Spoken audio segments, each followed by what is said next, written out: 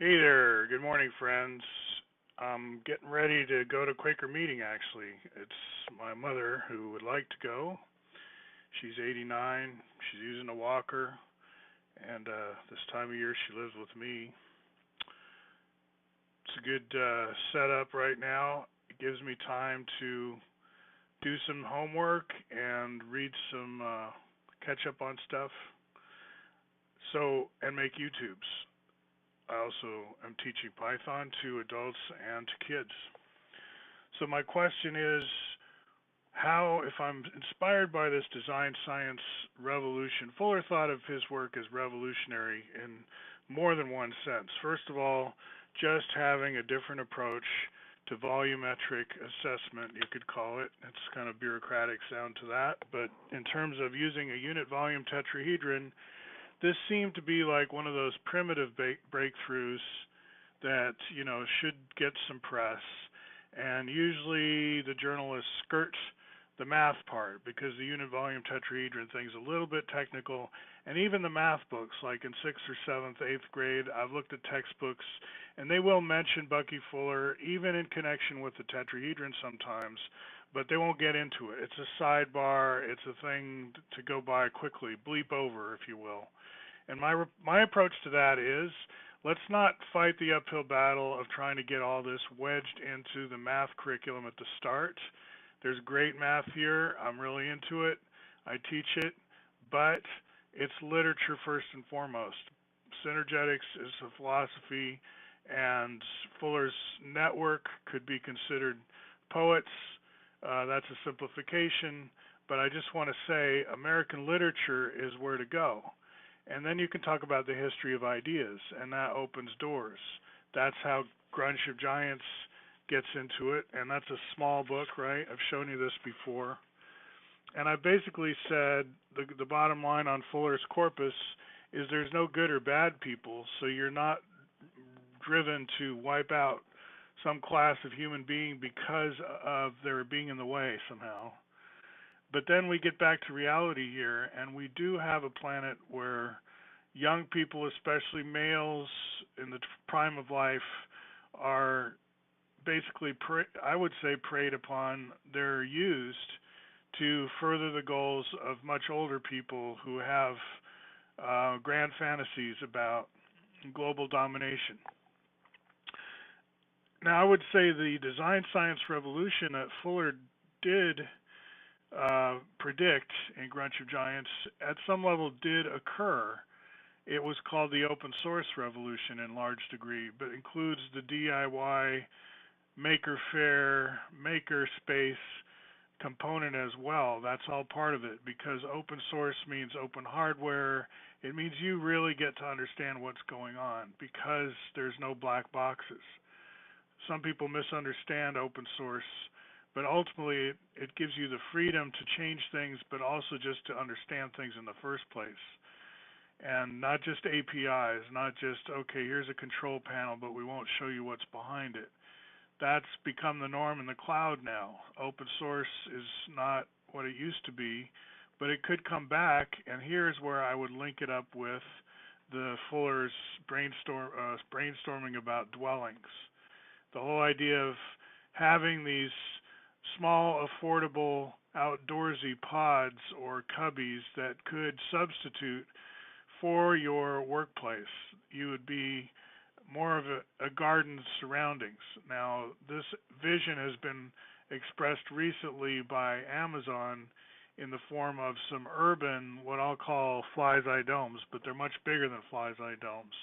Actually, this is a whole video about it, and we know what happens with video around here. So check it out, Amazon Spheres. I was trying to get OMSI. Oh, here we go. No, we're going to get an ad here.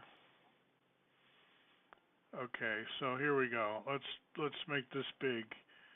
The sound is horrible. Let's see. Let's turn off the sound.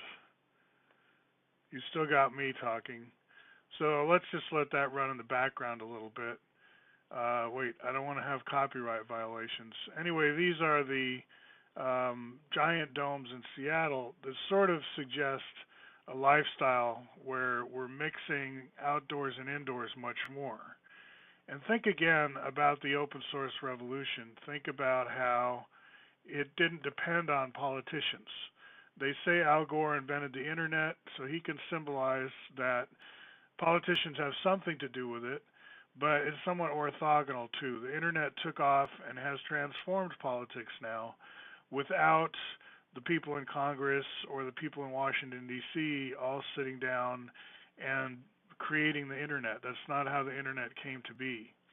And I'm suggesting this new global housing industry that is less wood intensive, comes from aerospace tradition, and is what Bucky was hoping would rescue us from a shelter shortage. I think that could arise much as the internet came about. But of course, it does require, like the internet started out as a military project, and housing lots of people is also a military project. Around the world, the biggest educational and socialist institution is the global military, under various commands, various people who use the resources of this pooled military of mostly male energy to, channel it in various directions. Push for this, push for that. It's kind of a tug of war. Let's just get all the males of the earth armed and dangerous and get them to fight each other. It's kind of gangland. That's what we live on, is ghetto planet gangland. And there's no political route out of it just by voting or anything. But we can improve our technologies, and so I would push in the direction of, think of like a call center. It takes calls about specific issues with appliances or helping people with this or that. But the people who live in the call center, maybe they don't commute to work. Maybe they have a beautiful setting in the Andes somewhere where they get to ride burros, and they have a shared community center, cafeteria, and they don't use a lot of fossil fuels. There's a lot of solar and wind going on, and people feel good about living there, and part of the time they have paid work and so on and so forth. It's like a mini nation almost, but it could be a part of a bigger corporation, Call Center Incorporated or something. So it's you're wanting a better lifestyle that's going to drive this, not you're wanting a better president, because I would say who's president is not a direct consequence of anything. It's not going to help you get there to always be focusing on, well, who's going to be the next president of the United States. For one thing, the rest of the world can't wait for that kind of politics to creep along. And as obviously as things move faster, waiting for presidential cycle is not going to synchronize well with what we need to be doing. So again, remember the internet and think how you might want to live in the future, and then take some steps. Look at your school and see if you're learning American literature, or are you living in a diaspora nation where it's really not America anymore. I mean, a lot depends on the culture, right? You can take North America and just wipe it clean of the United States and put something else here, kind of a prison thing that doesn't teach American literature. So be vigilant. Make sure you're not getting ripped off and deprived of your heritage. All right, that's my spiel for this morning, and see you later.